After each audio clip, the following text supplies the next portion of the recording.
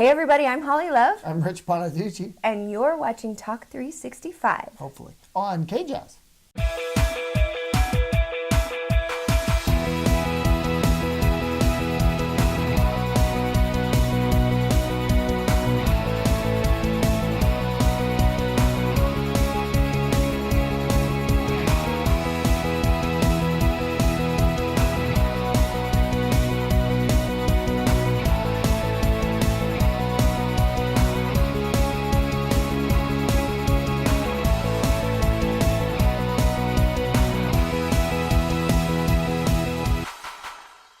Hey everybody, welcome to the show. We have a great show for you today. It is Fun Friday, and you know it's going to be fun when your co-host is wearing a tie like that. Star Trek tie. Celebrating 50 years of Star Trek, as well as the new movie Star Trek Beyond. Which Rich and Mr. Kent Dunn will be reviewing later on in the show, so you're not going to want to miss that. Let's hurry and review who's on the tie. We got McCoy. We got the Vulcan, Mr. Spock.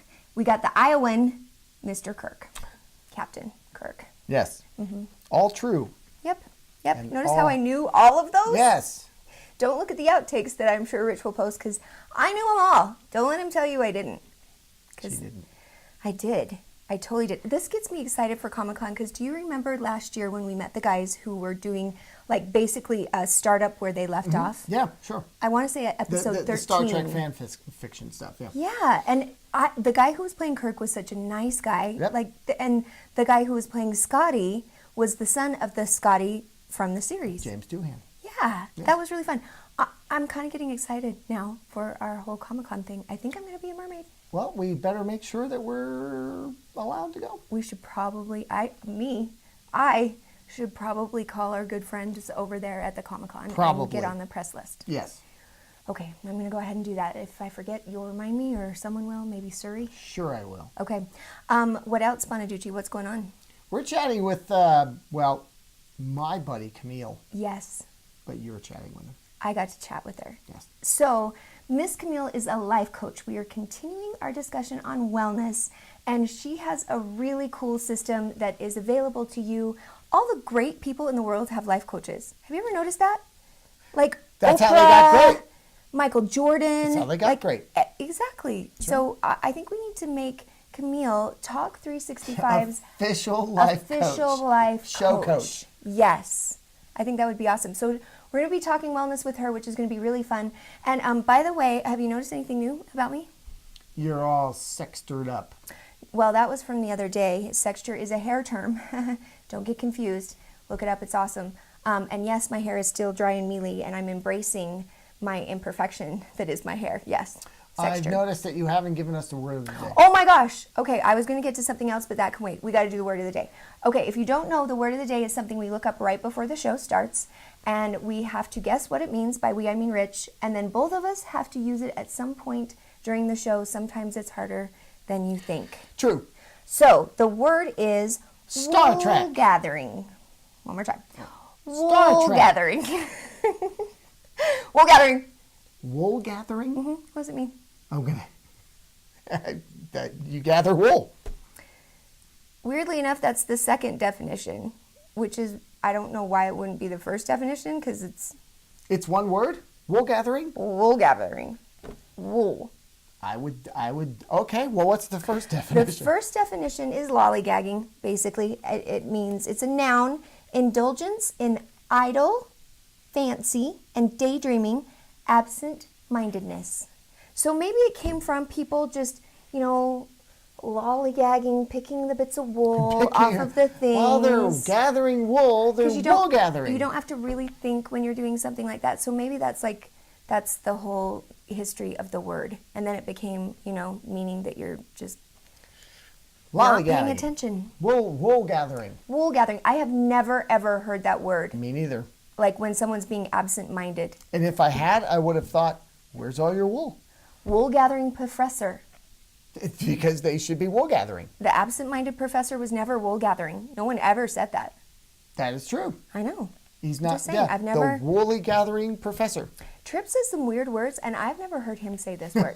I'm gonna use this on him. Maybe he will now. I'm sure he will. He'll come back and be like, just drop it. because, and act like he didn't actually watch our show. Yeah. He always pretends like he didn't watch it. But anywho, okay. So you're going to have to use that in a sentence. Want to try now, or do you want to surprise me? I'll surprise you. Okay. What else, Bonaducci? Well, Kent and I are discussing movies. Okay. We already announced that, though, right? We did when we went over the really Star quick, Trek how much time do I have? Can I say really fast? Thanks for ruining my life, because we haven't had a chance to talk since you did that with the whole Ghostbusters thing. Yeah. You broke my heart. You also broke the chick on Fox News. I actually have a picture of like where her heart broke, and then mine did too. I felt you, Carrie. I felt in sync with you. And then my own team on my own show with me, they did it again to me. And then they announced that they were going to do it, and they knew they were going to do it, and it did. And then I didn't see it, and I really just have enjoyed the director the most of all. He's my favorite guy. Okay. I know we have to go. He's really awesome, really nice, and anyway, I just wanted to say that. Okay, so coming up next, we get to talk with Camille. But before that, you have financial news you can use. So you're not Fridays. Oh, I don't know what's happening. It's a crazy fun Friday. I'm losing my mind. Don't go anywhere. He'll get me straight, and we'll be right back right after this. You're totally wool gathering. I think I am. Just wandering around, picking at wool. Hair care for the Talk 365 team provided by Becky Betts. The diabetes drugs, Invokana, Invocomet, Farxiga, Zigduo, Jardiance, and Glyzombi have been linked to a serious condition known as diabetic ketoacidosis. Call the Rely On group today for a free consultation. There is absolutely no risk on your part. Don't be a victim. Get the help you deserve. If you or a loved one were diagnosed with diabetic ketoacidosis after taking Invokana or any other similar diabetic drugs, call 800-221-7127. University Credit Union, local to Utah, loyal to you. Hello, welcome back to Talk 365. You are just in time for Holly to chat with my good friend Camille. I got a chance to continue our wellness conversation with Miss Camille from Flourish Wellness Consulting. She is awesome. She offers life coaching, one-on-one, customizable. She's amazing. And I'm hoping she's going to be Talk 365's official life coach. Check it out. Talk 365's Small Talk is made possible by University Credit Union. Hey everybody, welcome to our continued conversation on wellness. Today I am with Camille Kennard from Flourish Wellness Consulting. Camille, thank you so much for talking to me today. Okay, so tell me about consulting, because really you're a life coach, right? Mm-hmm. Life coaches are amazing. I love this. So tell me all about it, what you do, and what types of people are coming to see you. So I really help people get really clear on what it is they want with their health. So I help them kind of get a vision in their mind. We actually write out a very specific vision of what they want. An example of that would be, I want to be healthy and fit. I want to have time for my kids. I want to be able to live the life I want. And I actually have them state it as if it already happened. I am healthy. I am physically active. I am having time for my children and everything in my life. So I help them do that, and we actually set up monthly goals as well as weekly goals that they're working on. And we look at what the strategies are to help them accomplish those goals, and then also any challenges or opportunities that they see with that. And I focus a lot on positive psychology. So I help them look at what's going well, what's going right. Each week when they come, we talk about the celebrations. What went well this week? What were you able to do? Sometimes people are hard on themselves, and something I believe strongly in is self-compassion, and that's something I teach my clients as well. And sometimes they'll be hard on themselves and say, "Oh, I ate a cookie this week," or be very. And we tend to think in black and white, and I try to help people see what's going right, what's going well. What did you do well? What were you happy about? You only ate one cookie. Yeah. You exercised this week, and you felt really good. You spent time with your family. Whatever it was that they were really excited about, because the more you expand on that, the more that builds their confidence and their self-efficacy, so that they want to continue to do those kinds of behaviors. I love that. Now there's something to writing it down too, right? I know there's a couple books my sister has read and has told me about, and basically she said, you just have to write down your goals. Just write it down, and you have to handwrite it. What is that? I think it just helps people be really clear. I actually have them not only write it down, but I have them put a picture of what they want, so they could get like magazines, a vision board. Ooh, I do so love that they're those. putting it in words, because we think in words and pictures. So helping them put it down in words and pictures actually helps it become a part of their mind. So they're thinking about it constantly. So actually they're they are creating the life they want in their head before they create it physically. That's very cool. Now, what is the difference between life coaching and seeing like a psychologist? Because your background is in psychology, right? Right. I'm a licensed clinical social worker as well. So the difference is when you're doing coaching, you're working with people that are making it really motivated to make some changes in their lives. It could be anyone. It could be my neighbor, and they're people that don't necessarily have a diagnosis like of depression or anxiety or some kind of a clinical mental health diagnosis. So I look at it as I'm helping people get to the next notch, the next level in the way they think about themselves and their life. And that's where the wellness coaching comes in. So I think that no matter where you're at, you can always think better. I know some of the greatest minds in the world have a life coach that help you attain goals and do exactly what you're saying. How often are people meeting with you to make these goals happen? It really depends on the client, so it's individualized to what they're working on. For example, if a client wants to run a 5K in 2 months, that's pretty soon. So we're probably going to try to meet every week and talk about, okay, how many miles do you need to run, and what do you need to eat, and those kinds of things, and getting really specific. The majority of my clients, I have them commit to a 3 months, just because we know for any habit to change, it takes at least that long for that behavior change to happen. And so I have them commit to that, and then they'll meet every other week the majority of the time. And then some people do meet like once a month if they just kind of need a little booster to what they're already planning on doing. But if they really need some intense coaching around emotional eating or stress management, things like that, we usually meet about every other week. Because you work with a lot of people who have eating disorders or have relationship problems with food. Tell me a little bit about that and about your movement classes, because I used to be I was a ballet major and I was a ballerina, and we studied a lot about movement therapy when I was in school, and how cool that was. If you learn to move slow, you'll learn to react slow, and I was always fascinated by that kinesiology stuff. So explain that. A big part of what I do is, actually it's the majority of what I do, is mindfulness. So mindfulness in every aspect, mindfulness in your movement. And what mindfulness is it's paying attention to something without judgment in that moment. So helping people move mindfully, helping people, which I try to have them find something that is joyful to them they can do moving. So if it's gardening, if it's spending time with their kids outdoors, if they're doing some kind of movement, they'll see the benefits of that. And then I also have them do a mindful eating. So why am I eating? It's really being clear on, okay, I'm just noticing that I'm eating this. I'm eating it because I have emotional hunger. Am I actually really physically hungry? What is the reason why I'm eating? So it's kind of gaining insight into your behavior and being present in your body. I've noticed that in our culture that we're in with technology, and we're so busy, people aren't very present in their bodies, and that's a big thing that I try to get people to tune into is, what am I experiencing in this moment? What am I feeling? What's going on here? And helping them come up with some plans for that. So I do yoga and mindfulness events. So we talk about being able to help people with anxiety or stresses to be able to kind of come down from that through the movement. And then also just helping them come up with an eating program that works for them to kind of be present with their food and have a good relationship with food. We often have a love-hate relationship with food. Like, I love my brownie, but it's bad for me, so I hate it, right? Yeah. And I try to get people to not say this is a bad food or this is a good food, but just in general, what do I feel when I eat that? What's the experience like for me when I eat that certain food? So I try to get really hard to not get people to get them out of the black and white thinking, because you know, New Year's comes and we're like, I'm gonna just exercise all the time, or I'm not gonna do, It keeps you more middle and not going more moderate. so extreme.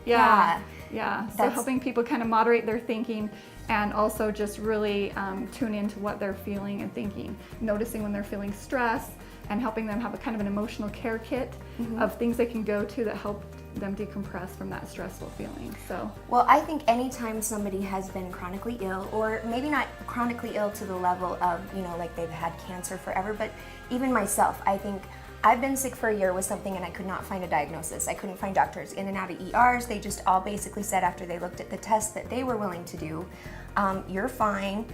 Maybe you're crazy, maybe you're stressed out, maybe get a life coach, maybe see someone. Well, hey, maybe you should, because you know what? I got really scared towards the end of, right before I figured out some blood work and got some stuff done to find out what was happening with me. Had H. pylori, it's bacteria, if you've missed the other part of this discussion in earlier series. But anxiety levels were high, my stress level was high, I was really scared, and I started thinking about the different aspects of wellness, and I think I was feeling victimized, and that's what was happening. And so being in charge and taking control of your life that way changes everything. And I think someone like you, even if you don't have a diagnosis yet or you're struggling with anything at all, from not feeling great to not meeting your goals, empowering yourself and having someone help you become empowered, that's a powerful place to be, and I love that you're doing that. Really quick before we go, tell me, is there a life habit that you have, a wellness habit, that you wouldn't give up? I would say that my wellness habit that I would never give up is taking a break. Ooh. We all need to take breaks. We're too busy, and we need to take time to do that mindfulness, or making some time to meditation. Okay. So for Ooh, meditation, I like that. Yeah. All right, Camille, how do people get a hold of you who want to come and see you? They can just get a hold of me on my website. It's flourishwellnessconsulting.com, and they can find out about my different programs there, the Joyful Movement, mindful eating, and just using mindfulness to deal with stress. So, yeah. Everyone, don't go anywhere. You can take a break right now, but not for long, because Rich and I will be right back right after this. Camille, thank you so much. Thank you. It's been fun. Talk 365's Small Talk is made possible by University Credit Union. Attention Medicare patients. This is an important message from Medical Supply Helpline. If you struggle with back or knee pain, you could receive a brace at little or no cost.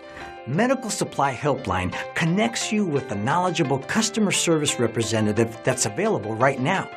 The call is free, there's no paperwork to sign, and Medicare is billed directly. Call us today. To learn more, call Medical Supply Helpline at 800-715-0590. Critical Mass Moment is brought to you by The Movie Show, Sunday nights at 10 p.m. on KJazz TV. Well, we teased Star Trek for the whole show, and dang it, we're going to do it. We have to. But we're also going to do Nerve Yeah. and Jason Bourne. Just because. A lot of movies. A lot of movies You're came welcome. out, so we're going to talk about all of them really quickly. But before we get to that, Kent Dunn, Hey, how's it going? where are you from? I'm from Utah. Thanks for asking. Davis County, actually. You can find my stuff at baconcell.com, podbash.com, or showtimeshowdown.com. Let's do this. Let's There you go real quick. Okay, let's start with Star Trek Beyond. It did really well this past weekend, because It we'll did. talk about this a little bit late, like $60 million weekend. Yeah. What'd you think? I liked it. Yep. It felt like, and we're just going to jump to the chase, I'm assuming. Why not? People don't need to know. We only have like a minute. Yeah. I like it. 'Kay. It's another Star Trek movie. This one feels more like an episode of the TV series. It doesn't really want to set up this grand mythology. It just wants you to have fun. What do you think? I didn't enjoy it as much as you did. Okay. I don't know what you're giving as far as a rating. Sure. But I'm going, and I'm going to give some of this away. The way it starts off is we've taken 2 movies to get to the 3 to 5 year mission that the original series was starting with. Right. And now this 3rd movie, we've already had 3 years of it, which we completely missed. And Kirk is bored. Kirk doesn't like to be a captain no more. I'm like, time out. They did this in Star Trek 2, but he was like 50, and he was having a midlife crisis. Right. And had already had this massive adventure and 5-year mission. And I'm It's going, an alternate timeline there. I like It's the just- ultimate timeline. Screw Kelvin timeline. I don't like it. I don't like the all of a sudden, Sulu's gay. No, George Takei is gay. Well, I'm so confused right now. And lots of other stuff they threw in. Yet another character, partially introduced. So what? Did he find some alien technology, and then he can stay alive, and then he sucks off of other people and kind of looks like them, and then but it doesn't matter. 'cause You're he's- rushing the point, really. He's gone by the end of it anyway. And You're talking about the villain Crawl, Yeah. not Captain Kirk. No. I'm jumping. He's I'm a jumping. space vampire. We got. Okay, the bad guy is a space vampire, essentially. This movie puts you right into the action immediately, and it tries to do what it does well, which I think is its characters. Its characters are gold. I think the casting is great. The story here, there's not one. It's just a fun roller coaster that doesn't explain it till the end, and by the end you're like, you're a little mad right now, huh? And they kill my Enterprise. They blow up the Enterprise in the first 20 minutes. They kill it in every movie. No, they don't. Pretty much. It But- feels like they do. Look, I'm just saying, it's a fun adventure. I think this should be called Star Trek Adventure. I didn't have. Because that's what it was for me. I didn't have very much fun. Yeah. For me, Star Trek is supposed to be about something, and this wasn't really about anything. It's just a space blow 'em up adventure. Yeah, well, it was directed by Justin Lin, who did Yes. 4 of the Fast and Furious Yes, movies. I know. So you knew it to I know. expect. And when you can take out, I'm not getting, no. When you can take out enemy ships with the Beastie Boys, I was like, okay. You're going But- to break the table. Yep. I was just like, oh, come on, guys, it's not my Star Trek. But I am happy because It's coming to a TV screen near you. They are doing a new television Star Trek series, so hopefully that will be what I want it to be. Give some time to develop things, have some cooler sorts of morality plays, etc. I would rather watch Star Trek 2, 3, 4, 6, 7. Stop it. 8. No, stop it. No 9 search for Spock. Before I see this one again. This is actually the first Star Trek film where I was like, I don't really care if I see it again. Really? Yeah. Okay. Yeah. So no fun in this one. It's fun, but I want more than just fun for my Star Trek. See, for me, Star Trek Into Darkness was just a revisit, a visitation of an old Star Trek movie. Yeah, it was a redone Wrath of Khan. This one they went beyond. Okay. Star Trek Beyond. No, but they took it. They boldly went where no man has gone before. It's a new race of alien. It was fun. I give this one a B-. I give this one a C. Okay, that's actually higher than I thought you'd be. Oh, okay. Yeah. I think it's an average film. I certainly don't think it's bad. Right. Just for me, it isn't like what I want Star Trek to be. No, it's not a game changer for Star Trek. It's just fun. No. Well, now let's get on to the weekend that you might be seeing this in. Yeah. So to speak. We hadn't talked about Star Trek, but let's talk about a movie called Nerve, starring a Roberts and a Franco. Yeah. Not the ones. Not those ones. Emma Roberts and Dave Franco. If we want to show a clip, it would probably be here. Yeah. I don't know if we have time for it. Hey, get Julia Roberts. Oh, we can't? Get the other one. No. This is a movie for millennials. This movie comes right under the radar. It actually surprised me. Very prescient with all the Pokemon Go stuff. Yeah. Where basically it's it might be the future or it might be just right now. It seems to be right now, really. It's a mix of like Periscope and Pokemon Go. Yeah. And there's a game that you can play with your phone. And you could be a watcher or a player, and if you're a player, the watchers dare you to do things. You can get money for it, and of course likes and all that. Right. I love the parallels between like Facebook and how people think, oh, I'm popular, I have 1,000 likes or whatever. Yeah. And how they pursue that as like a life goal kind of thing. Yeah. And of course, the goal, the dare starts small, the money starts small, but then you get sucked in a little bit, and if you don't do a dare, bail or fail. You'll lose all your money, and it kind of teases the whole addictive aspect of gaming and all that. It's all that kind of stuff. And I thought that the third act gets a little iffy. A lot iffy. Yes. It almost had a very Shatner-esque Star Trek-like speech at the end about love or something. Right. And I went, wait. Or just turn it off. It's a big message movie. Yeah, it is. Which I think a lot of people need to hear. Yeah. But it can become overly preachy, and then the end it's just like, and here's the nice bow. Although I did like the bow, I'll admit. I'm kind of getting sick of these dystopian futures where everything's like lousy.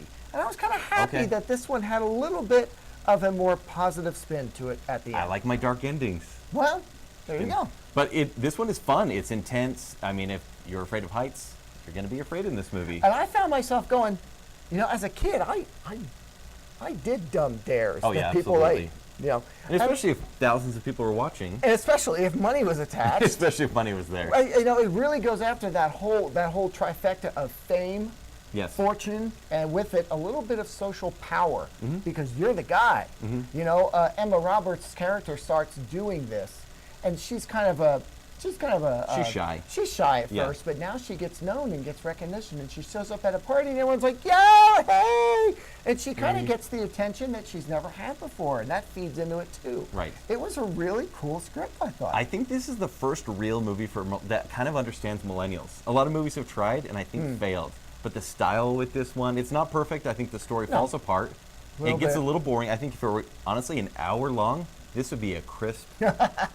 Almost flawless movie. Yeah, and there's a twist near the end, and I went, boy, that's unlikely. Yeah. But, Yeah. Yeah. A lot of movies are like that, naturally. So, I ended up enjoying it much more than I thought. And it reminded me of some of those 80s films that just are they're a fun little story, B film kind of thing. The Hidden. Or they live, or whatever. Gotcha, if you understand that reference. Right. Anyways. Where it's just this story, and it's done, and I hope they don't try to make a sequel, and it's fun. It's not it's not Citizen Kane, but it's a fun film. Yeah, fun weekend movie. Yeah, I would give this one a solid B. Okay, I give it a B-, slightly less, because it did totally fall apart for me. Yes. Yeah. All right. But not a bad day at the movies for that. the big one of the weekend. Jason Bourne. Jason Bourne. Matt Damon is back. It's 5. Technically, with Kind Jeremy of. Renner? Because Jeremy Renner was in there Yep. taking dumb pills, I guess. Well, Jason Bourne is back, or Matt Damon is back because the director Paul Greengrass is back, and so Matt Damon went, okay, That was part of the deal. now we'll do it. And he said, well, what do we have for a story? And they said, you know what? We're not really going to worry about story because we've got a really good template back here of like the 3 Bourne movies that everyone likes. So we're going to kind of redo that. Not even redo, we're just going to do it again. Do it again. I'm like, wow, the nausea-inducing handheld is back with a vengeance, and back in such a way that, sadly, some of the action, I'm like, what just happened there? Oh, Right. well, See, Jason won. I didn't have a problem with that because I've seen that so much since the Bourne series debuted 15 years ago. That's true, it did. That set a it didn't precedent. actually faze me. And in fact, in the end, the action was quite clear, By the end, they did clear it up, strangely. Yes. Yeah. which maybe isn't like the series format, but I was happy with it. Mm-hmm. But it is kind of the same story. There's a government official who's trying to chase Bourne. Bourne has to run. Danger ensues, and revenge is had. And there's another kind of Bourne-like character that is chasing him. Yeah. You know, they enlist a sort of Bourne-like asset to take him out. Mm-hmm. Is Bourne coming for us? Are we going for him? All that kind of same stuff. Right. And I You will seem say, tired by this. I was a little tired. You know, in the beginning, at least the first half, I'm going, I've seen a lot of this. The shtick is old to me. Yeah. You know? And then there are some developments, we'll say, about halfway through, and I went, oh, okay, this is getting a little interesting. Yeah. And by the end, there was a car chase that I went, here comes another, oh, holy cow, that was quite a car chase. And then some pugilistic stuff at the end that I went, oh, geez, this is tough to watch. And the third act sort of redeemed a lot of the first half Yes. for me, but still not enough to be like, wow, that there was so much a reason to have this movie. See, you're right. But I actually thought the first third, I thought it started off very strong. It was intense. It felt like a Bourne series, but actually a little bit, the music just kind of had me. And I'm not the biggest fan of the series, but I'm like, if you're a Bourne fan, you were eating this up right now. Yeah, and the theme came in perfect timing at the end there. Right. I will say this, even though the story was secondary, it did answer a question for me that I think a lot of people had. If Bourne is such a good guy, that he's so concerned about all the things that he's done, Okay. why would a guy like that volunteer to do something that's so awful in the first place? And I thought, okay, Yeah. at least they gave a reason. Yeah, they do. Which they unfortunately give away in the trailer. But even then, it was like a whole lot to it. There's a lot of backstory there. I'm like, wow, that wasn't in the last 3 movies. Yeah. It seemed kind of overstuffed with some exposition. There's there. no more character development to be had with Jason Bourne. Right, yeah. In a movie called Jason Bourne, he is just a vehicle to move the action forward. Yeah, he doesn't say much. He doesn't. Apparently 25 lines. He might say less than Superman. Yeah, no, he does. Superman in the theatrical cut had 42 lines. Not the ultimate, and he has less. And Almost he's half. called Jason Bourne. Yes. Wow. You know, I was nearing the C range up until that third act, and then it just didn't stop, and it did shock me. Once again, this is a B- day for me. I'm giving it a B-. So, like your stepfather, I believe, said? Yeah, he said It's a Jason Bourne movie. it's a Jason Bourne movie, It which is. means he loved it. And it is. And if you like this kind of movie, it gives you more of what you liked.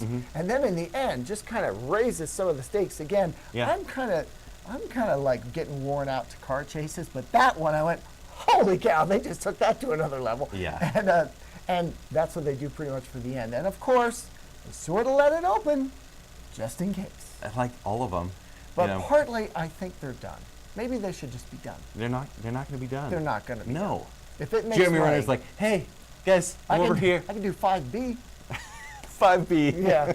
So you're going to B-. I would give it a B- too. I think it's a good, solid action flick, but it doesn't really take Bourne too much further than No. any of the other ones. Although there are some really cool action sequences at the end. If they'd have just stopped at this or before this, Yeah. it'd have been all right. That'd have been a killer trilogy. Yeah, no, it's true. And a B. But yeah. You know, it's weird, even though I gave every movie this week and last week the same grade, the B- right in the middle is the one I would recommend to watch because it's summer, we have a sequel, and sandwiched right in the middle is an original story. And I think Nerve would be the one to see. Yeah, well, there you go. Yeah. All right, well, thank you very much for coming, and you'll come back next week, and we'll talk some more stuff. Suicide Squad. Suicide Squad, which, frankly, real quickly, the trailers for Justice League and Wonder Woman, and I am very excited about Justice League and Wonder Woman now. Wonder and Woman looks incredible. Really? Yeah. Yeah. I'm all the way on board. I'm not that thrilled about Suicide Squad, but I'll admit, Justice League and Wonder Woman, I am fully on board. Oh my God. Now we have to do an entire show just talking about this. Okay. Another time. Another time. Yeah. We're going to find your stuff. Okay, if you want to hear my podcast, go to baconcell.com or find it on iTunes, and podbash.com or find it on iTunes. If you want to read my reviews, go to showtimeshowdown.com. And if you don't, stick around, because Holly will be right back. Right. Critical Mass Moment is brought to you by The Movie Show, Sunday nights at 10 p.m. on KJazz TV. You trusted them to keep your loved ones safe. But each year, thousands of older Americans will fall victim to abuse under the watch of a nursing home or other care facility. If you or a loved one has been treated for an injury while residing at a care facility, call us now to connect with an attorney for the justice you deserve. Call the Rely On Group at 800-714-9662. That's 800-714-9662.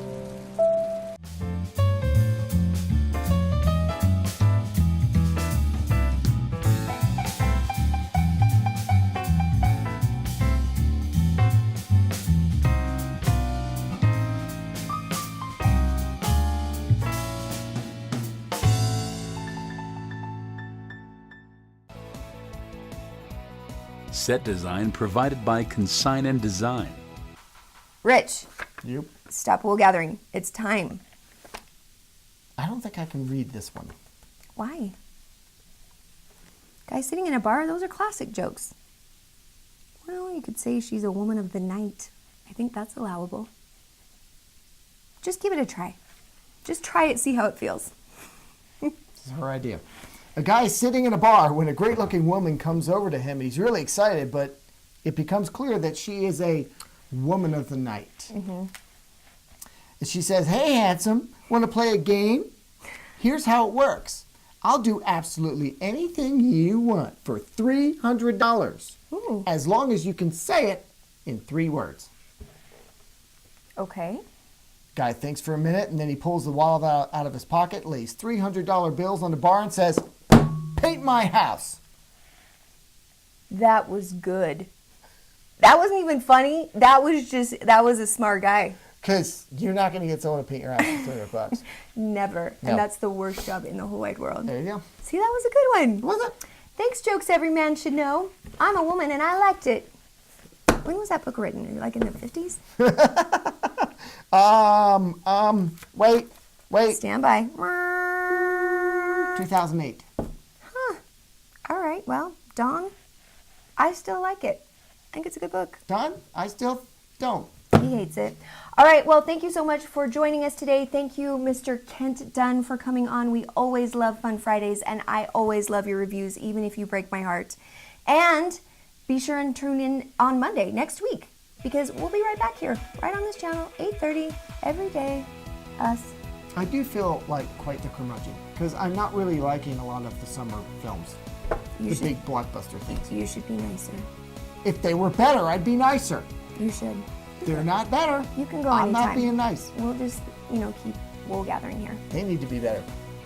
Well, I think you should set the bar higher. That's fine. Call them out. If they stink, they stink. I'm calling them. If they're a lemon, they're a lemon. Calls them like I sees them. Call them like you see them. Done.